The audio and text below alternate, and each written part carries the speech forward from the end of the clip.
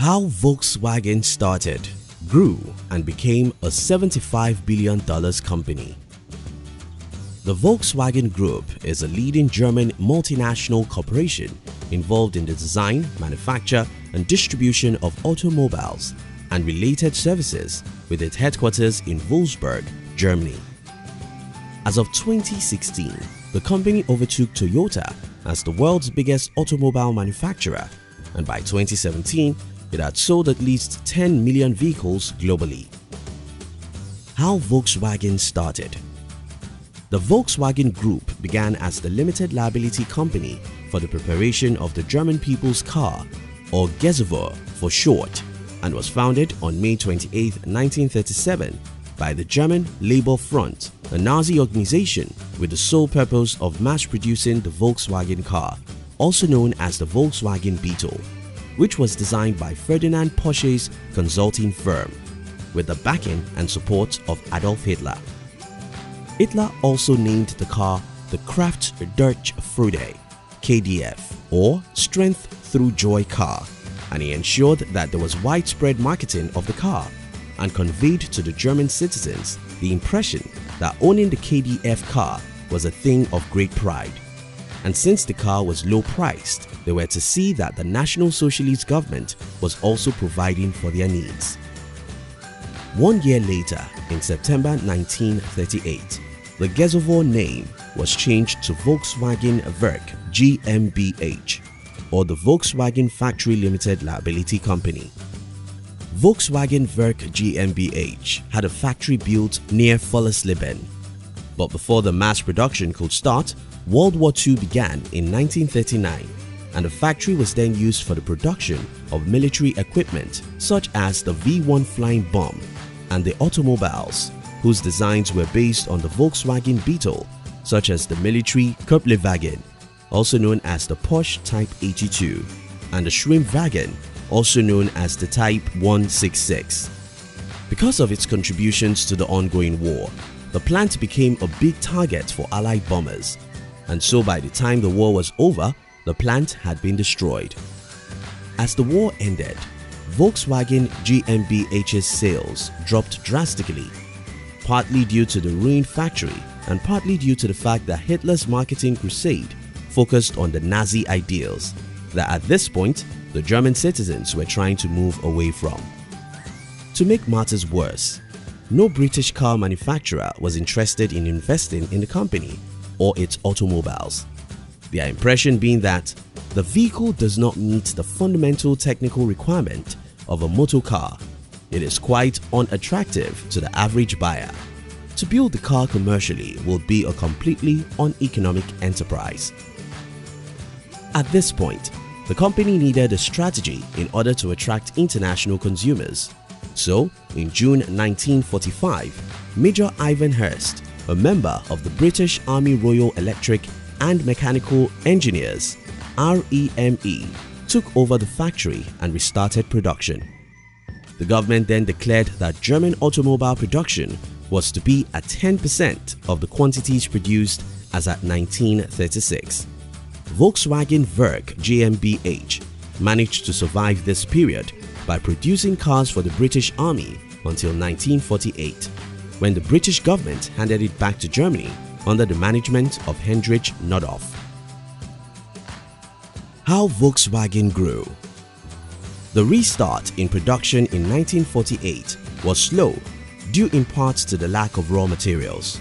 However, the Type 1 Volkswagen was redesigned into the Type 60 Volkswagen, which was exported first to Britain and then to Switzerland, Belgium, Luxembourg, Sweden, Denmark, and Norway. This would mark the start of Volkswagen's commercial recovery and success on the international market. Two new models were then introduced. The Transporter van was launched in 1950, while the Kammern Coupe was launched in 1955. Both vehicles were exported alongside the Type 60 Volkswagen, and they made great sales in the international market. Although in the beginning, the fact that the cars were small in size, had a weirdly rounded appearance, and had a connection to the Nazis in Germany affected the Americans' impression and purchasing interest in the vehicles.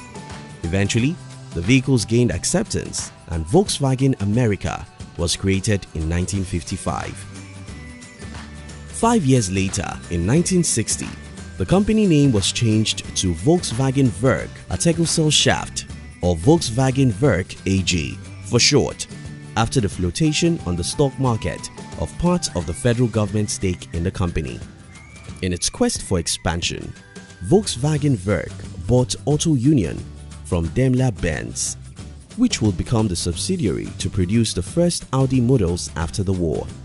Auto Union then went on to merge with another German manufacturer called NSU Motoren Werk AG, resulting in a new company called the Audi NSU Auto Union AG in 1969. The name of this subsidiary would later be changed to Audi AG in 1985. As the company continued to grow, by the late 1970s, Volkswagen AG began to venture into other activities such as leasing and distribution. It was during this period that the acronym VAG was introduced to represent the company as a group. In 1982, Volkswagen Group signed an agreement to cooperate with SEAT, a Spanish car manufacturer. 4 years later, in June 1986, Volkswagen finally made SEAT, S-E-A-T, its first non-German subsidiary company by purchasing a 51% stake in the company. By December of the same year, the controlling stake had increased to 75%, making Volkswagen a major shareholder in the Spanish company, and by 1990, Volkswagen took full ownership of SEAT by buying the entire company. In 1991, Volkswagen signed a partnership contract with a Czech car manufacturer, Skoda Automobilowa AS, in addition to a 30% stake in the company, which it will go on to increase to 70% in December 1995. By 1998, Volkswagen went on to acquire 3 other automobile brands, the Bentley, the Bugatti, and the Lamborghini. As 2002 came around, the company decided to do a bit of restructuring and was divided into 2 major groups of brands. The Volkswagen brand, which will cover the classic vehicles such as the Volkswagen Bentley, Bugatti, and Skoda brands, and the Audi brand, which will cover the automobiles in the sporty category like the Audi, SEAT, and Lamborghini. Volkswagen made the decision to integrate the Porsche AG company into its own group of companies. So in December 2009, it bought stakes of 49.9% in Porsche AG. However, there were quite a few legal problems, such as a criminal probe into the former management staff that prevented the immediate takeover of the company. So it wasn't until August 2012 that Volkswagen finally bought the remaining stakes worth 100% of Porsche AG shares, making it one of Volkswagen's subsidiary companies. In 2010, Volkswagen bought a 19.9% stake in Suzuki Motor Corporation, who in turn invested a portion of the amount it received from Volkswagen into 1.49% stakes in Volkswagen.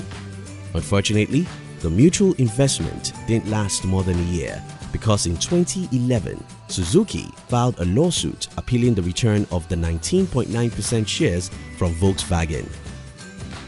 On August 2015, Volkswagen, alongside BMW and Daimler AG, expressed their interest in automated cars, which were indicated when Nokia announced that it had signed a contract to sell its digital maps division to the 3 automobile manufacturers for 2.8 billion euros.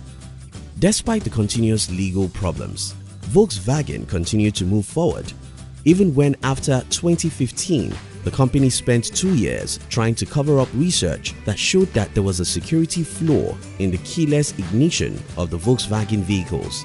The company continued to press onwards to success. By 2018, Volkswagen set its sights on the electrification of its vehicles in 16 manufacturing plants. It invested $48 billion on electric vehicle batteries with the intention of fitting them into electric cars being built by the end of 2022. How valuable is Volkswagen now? As of 2018, the Volkswagen company had a net income and revenue upwards of 11 billion euros and 230 billion euros, respectively, with more 642,000 employees in subsidiary companies involved in transportation, financial services, logistics, and design across the world, producing more than 10 million vehicles each year, and was worth more than $75 billion as of 2017. Thank you for watching our videos. We'd like to give you another interesting video for you to enjoy next. But before then, our team will be very happy if you can like this video and share it with your friends on social media. If you're new here, don't forget to subscribe so you won't miss other interesting videos like this. Look at your screen now to see 2 other videos we handpicked for you to enjoy next. We love you.